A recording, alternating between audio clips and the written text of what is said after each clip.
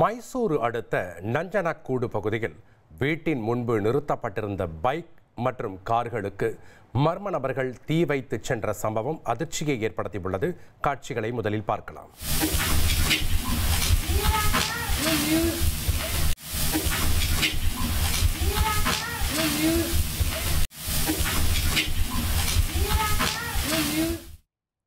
கூடுதல் தகவலை செய்தியாளர் பாரதி ராஜா வழங்க நாம் கேட்கலாம். வணக்கம் பாரதி ராஜா, இந்த அதிர்ச்சி சம்பவத்தின் முழு பின்னணி என்ன?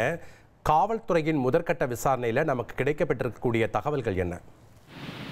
கண்டிப்பா முதல்ல இந்த சம்பவம் நடந்திருப்பது நஞ்சன்கூடு நகர்ல இருக்க ஸ்ரீராம்புரம் அப்படின்ற பகுதியில தான்.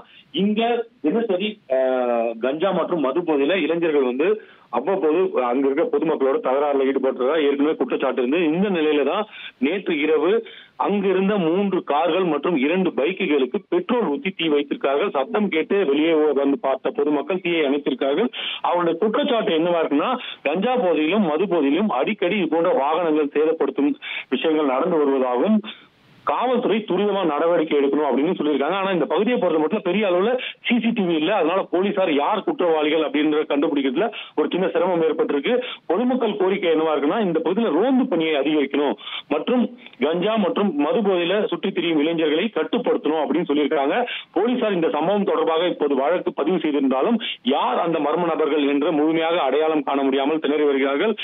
இது முதல் முறையல்ல, ஏற்கனவே இது போன்ற சம்பவங்கள், வாகனத்தை தாக்கும் சம்பவங்கள் 4-5 முறை நடந்திருக்கிறது. அப்போதும் புகார் தெரிவித்தோம், ஆனால் நடவடிக்கை இல்லை அப்படின்றதுதான் பொதுமக்களுடைய குற்றச்சாட்டா இருக்கு.